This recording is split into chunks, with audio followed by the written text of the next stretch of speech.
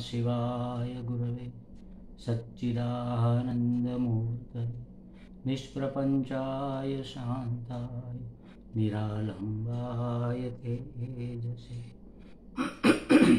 हरिओम प्रभु जी। आज के इस प्रश्न परिषद में आप सबका स्वागत है। आज का प्रश्न दिल्ली नोएडा से शोभा पुरवार जी का है।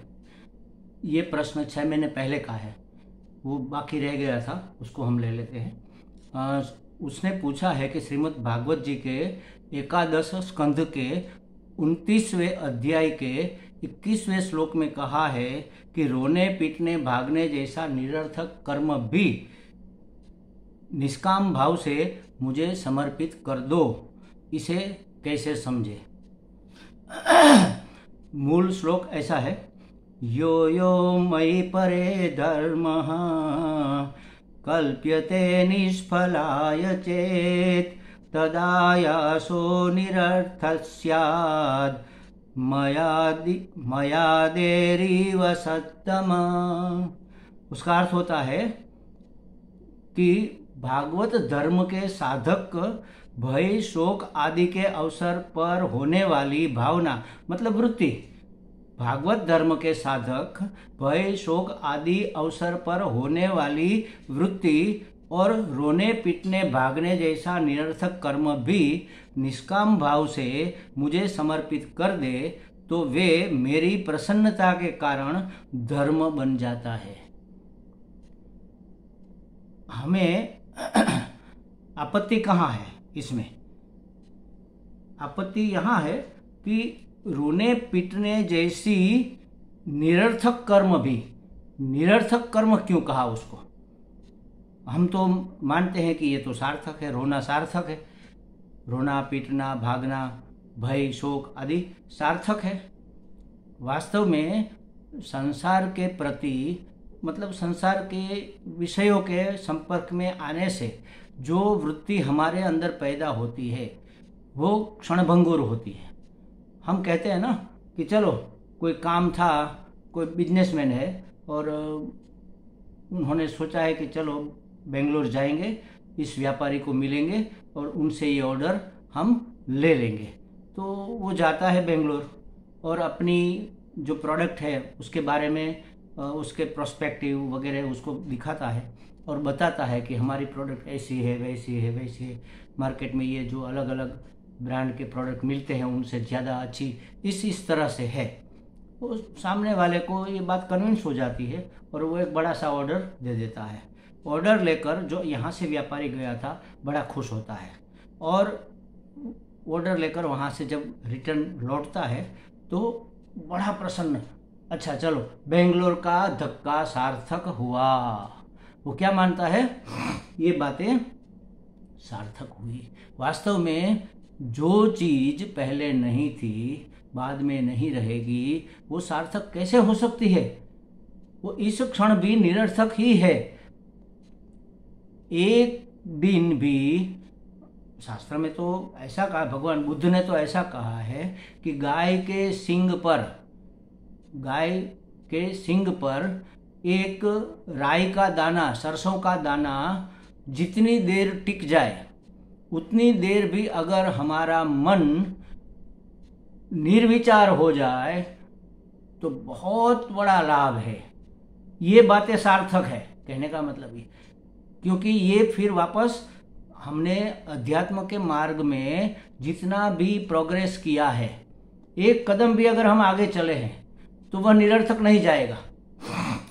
अर्जुन ने जब भगवान से पूछा कि भगवान हम साधना तो करते हैं, साधना करते करते करते अभी मंजिल नहीं मिली है, आधे से ऊपर का रास्ता समझ लो कि तय हो गया और इस शरीर का प्रारब्ध समाप्त हो गया, हम ये शरीर छोड़ दें, मर जाए मतलब, तो हमारा किया कराया सब व्यर्थ हो जाएगा। भगवान ने कहा कि नहीं अर्जुन, ऐसी बात नहीं है। जैसे कोई एक बच्चा स्कूल में पढ़ता है, टीचर उसे डांटती है, पीटती है, उसको डराती है और पढ़ाती है, वो बच्चा धीरे धीरे पढ़ते पढ़ते पढ़ते समझो कि 12वीं तक आ गया, हाई स्कूल हायर सेकेंडरी ख़त्म होने तक आ गया और अचानक उसकी मृत्यु हो जाए तो दूसरे जन्म में क्या वो 12वीं से फिर पढ़ेगा? नहीं, उसको तो पहले से पढ़ना पड़ेगा। ये सांसारिक बातें हैं। इस बातों को ध्यान में रखकर अर्जुन ने पूछा, ऐसी बातों को, ऐसी बातों को ध्यान में रखकर अर्जुन ने पूछा भगवान से कि भगवान, ये साधना में भी हम साधना करते करते हमारा मन थोड़ा बहुत एकाग्र होने लगा, हमारी वृत्ति धीरे धीरे सात्विक होने लगी और हमारा चित्त मन धीरे धीरे निर्विचार होने लगा, और अगर हमारा देहावसान हो जाए तो किया धरा तो सब किया कराया तो धरा का धरा रह जाएगा, हमें फिर से शुरू करना पड़ेगा। ऐसा होगा क्या? उदाहरण देते हैं कि जैसे पवन के आने से बादल तितर बितर हो जाते हैं, अस्त व्यस्त होकर नष्ट हो जाते हैं, वैसे क्या हमारी साधना नष्ट हो जाएगी? भगवान ने कहा नहीं अर्जुन, ऐसा नहीं होगा। ये सार्थक प्रवृत्ति है, इसको करते करते आप जहां तक पहुंचे हैं दूसरे जन्म में भी आप वहीं से आगे चलेंगे। और ये इसका प्रमाण भी मिलता है। देखो, कोई साधक 10 साल, 20 साल, 30 साल, 40 साल, 45 साल तक ये वेदांत का अध्ययन करता है, लेकिन उसके जीवन में बहुत ज़्यादा परिवर्तन हमें नहीं मिलता देखने को। वैसा ही उसके काम, क्रोध, लोभ, मोह, मद, मात्सर्य, इसके ऊपर उसकी अभी कोई पकड़, मतलब ये अभी निवृत्त नहीं हुए। बहुत सूक्ष्म परिवर्तन हुआ है, बहुत सूक्ष्म, जो दिखने में नहीं आता। वो स्वयं जानता है, सामने वाला नहीं जान सकता। 40 साल की साधना के बाद भी। क्यों? क्योंकि अगले अगले जन्मों में उन्होंने कुछ साधनाएं नहीं की है, थोड़े बहुत पुण्य कर्म किए थे, तो उस पुण्य के प्रताप से उसको वेदांत का अध्ययन मिल गया। और कोई साधक 2-5 साल के अध्ययन के बाद इतना आगे बढ़ जाता है कि उसका जीवन पूरा परिवर्तित हो जाता है। वो एकदम साधु पुरुष बन जाता है, वो एकदम त्यागी पुरुष बन जाता है, वो एकदम विवेकी और वैरागी बन जाता है। तो एक में परिवर्तन आ गया, दूसरे में क्यों नहीं आया? हम कहते हैं कि ये बुद्धिमान था, इसने सोच लिया कि ये सांसारिक बातें सब निरर्थक है, इसलिए उसमें परिवर्तन आ गया और उसको ये निरर्थक नहीं लग रहा है। अरे ऐसी बात नहीं है महाराज। बुद्धिमान तो वो भी इनसे ज़्यादा है। शायद वो समझ लो कि क्लास 1 अफसर भी हो सकता है, और ये जो आगे बढ़ा वो शायद सामान्य कोई नौकरी करने वाला सामान्य कारकुन या ऐसा कुछ भी हो सकता है। फिर भी बुद्धिमत्ता में उनसे कम होते हुए भी वो आगे बढ़ गया। क्यों? क्योंकि पूर्व के जन्मों में जो साधना की थी वो निरर्थक नहीं जाती। सांसारिक सभी वृत्तियाँ, सांसारिक सभी प्रवृत्तियाँ निरर्थक है। वो ठीक है, जीवन व्यवहार चलाने के लिए हमें करनी चाहिए, करेंगे, लेकिन उसको सार्थक समझना ये गलत बात है। इसलिए कहा भगवान ने यहाँ पर कि जो रोने पीटने और भागने जैसी निरर्थक कर्म भी और भय शोक आदि अवसर होने वाली वृत्तियाँ भी, भय शोक इत्यादि के समय जैसी वृत्ति हमारी उठती है, और किसी बात के लिए हम रोते हैं, समझ लो रोते पीटते हैं, तो देखो एक तो है समझ लो, एक महात्मा ने बताया कि किसी ने पूछा था कि महाराज जी हमें गुस्सा बहुत आता है। उसने कहा कि गुस्सा तब आएगा जब सामने हम भगवान के सिवा कुछ और देखेंगे, हमारे इष्ट के सिवा, हमारे प्रीतम के सिवा, हमारे प्रिय के सिवा कुछ और दिखेंगे, तब हमें गुस्सा आएगा। जैसे कि कोई हमें परेशान कर रहा है 1 दिन, 2 दिन, 3 दिन, 4 दिन, फिर इतना गुस्सा आया कि चलो अब इसको तो मजा चखा ही देते हैं, डेली परेशान, हर रोज परेशान करता है। लेकिन अगर हम ये समझे कि इस रूप में परमात्मा हमारी कसौटी कर रहा है, हमारे गुस्से पर काबू कैसे रखा जाए उसका अभ्यास करवा रहा है, तो हमें गुस्सा नहीं आएगा। लेकिन वो परेशानी इतनी ज़्यादा बढ़ गई कि हम सहन भी नहीं कर सकते, तब क्या करेगा साधक? तब रो देगा, रोते हुए कहेगा कि हे भगवान, या तो तुम इस परिस्थिति का निवारण करो, अन्यथा हम इसको जरूर आज तो पीट ही देंगे। इतना गुस्सा हमें दिलाता है। तो कहने का मतलब ये है कि ये रोना क्या, भगवान के लिए अगर रोना है वो समर्पित हो गया, रोना परमात्मा को समर्पित हो गया। तो कहते कि रोने पीटने जैसी निरर्थक चीजें भी मुझे समर्पित कर दे, भगवान को ही ध्यान में रखकर जो सब पूरी की पूरे जीवन की व्यवहार की सब प्रवृत्ति जो करता है, जो भी है, जहाँ भी है, जैसा भी है, परमात्मा है।